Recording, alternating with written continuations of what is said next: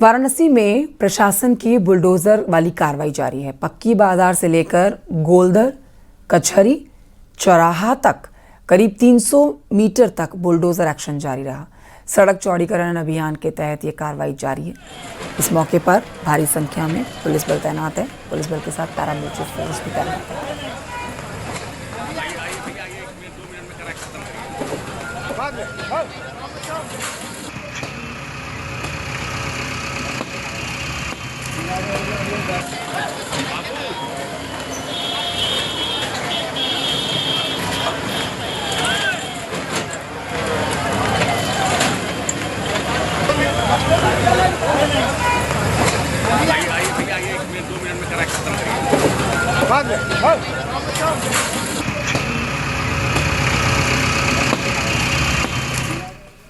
और इस खबर पर और जानकारी हमारे सहयोगी रवि पांडे हमें देंगे। हमारे साथ लाइव मौजूद है रवि पांडे। सड़क चौड़ीकरण को लेकर ये कार्रवाई की जा रही है, आप इस समय ग्राउंड जीरो पर मौजूद है, ये खबर विस्तार से बताएं। और जो बुलडोजर वाली कार्रवाई आज देखी गई है, क्या वो इस समय भी जारी है? जी बिल्कुल, देखिए कार्रवाई इस समय भी जारी है और अतिक्रमण को लेकर के एक बड़ी योजना है। संदाहा चौराहा और कचहरी चौराहा तक लगभग 300 मीटर तक चौड़ीकरण होना है। इस चौड़ीकरण के बाद वाराणसी का ये जो मुख्य जिला मुख्यालय के पास का रास्ता है, जाम के झाम से बड़ा राहत मिलेगा। और यह योजना पहले से ही पास हो गई थी। लगभग 1 महीना पहले से ही यहाँ के जितने जो अवैध निर्माण हुआ करते थे उनको नोटिस दे दी गई थी और इसके साथ ही कार्रवाई की बात भी कह दी गई थी। लेकिन नोटिस लेने के बावजूद यहाँ के जो लोग थे वो मकान या दुकान खाली नहीं कर रहे थे। उसके बाद 1 हफ्ता पहले फाइनल नोटिस दी गई और उसके बाद ये बुलडोजर की कार्रवाई की गई। आप देख सकते हैं कि तमाम यहाँ पे दर्जनों मकान है जहाँ पर बुलडोजर की कार्रवाई जारी है। लगभग आधा दर्जन से अधिक जो बुलडोजर है वो यहाँ पिछले 2 घंटे से गरज रहे हैं और जो अवैध निर्माण है उसको गिराया जा रहा है। मुस्लिम बाहुल क्षेत्र होने के कारण इसमें 1-2 मजार की जो बाउंड्री है उसको भी गिराया गया है। और साथ ही जो सबसे बड़ी बात है कि इसमें कई मकान जो अवैध निर्माण है उनको जिला प्रशासन की तरफ से मुआवजा भी दिया गया है।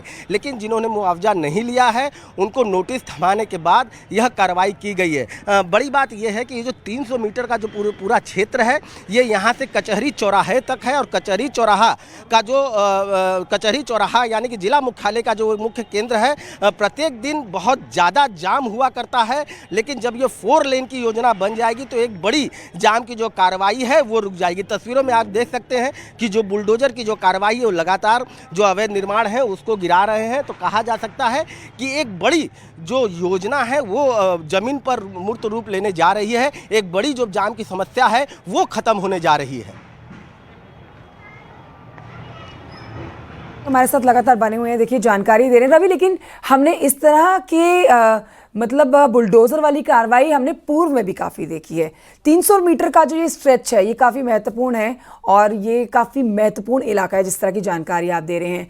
लेकिन अचानक से यहाँ पर बुलडोजर का आना और एक्शन देखा जाना, तो आसपास के लोगों में किस तरह का हड़कंप मच गया, इस पर एक बार विस्तार से हमारे दर्शकों को बताएं।